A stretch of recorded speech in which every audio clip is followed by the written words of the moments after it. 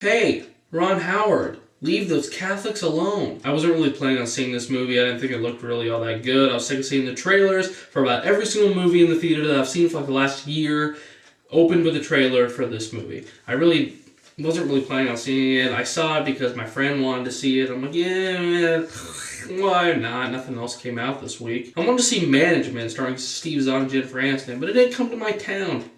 Dang it. Hope it eventually does. I pretty much hated the Da Vinci Code. Thought it was a bunch of stupid hoopla all over the place. Just didn't enjoy it at all. This one is definitely better. I've not read the book. Definitely didn't expect to like it as much as I did. It's not as all over the place as Da Vinci Code is. It actually has a story that you might be able to follow along. Although it's of course still a little complicated, but I was able to follow along with it. It manages to stay smart and fun at the same time. So overall I would say it's enjoyable, but it doesn't get away with not having any flaws. Tom Hanks does good. His character has some humor and a personality there that I think lacked in the Da Vinci Code.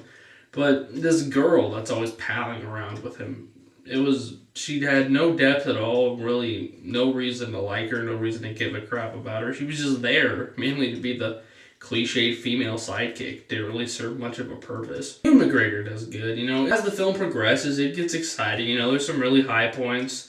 There is some boring spots that drag on for a little bit. For a movie that was called Fast Paced, I really didn't think it started out very fast paced at all. I thought there were some really boring parts in the beginning. Ron Howard's a good director, and I think that is displayed here. It's very well directed and very great to look at. All the settings of Rome are really cool. For a movie that was hated on by critics for being like so implausible and ridiculous, it really wasn't that bad. I think Da Vinci Code is definitely a lot worse.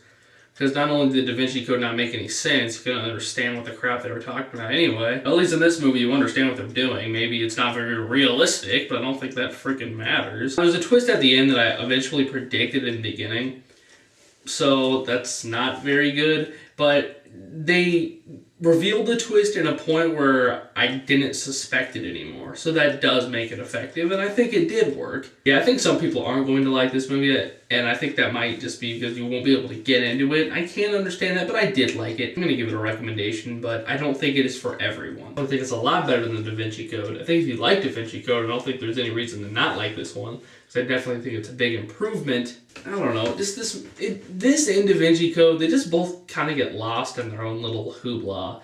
Just like getting lost in things that only the filmmakers seem to understand, which this film did a better job of doing, better than Da Vinci Code, where the Da Vinci Code is just non-stop talking about things. We have no idea what they're talking about.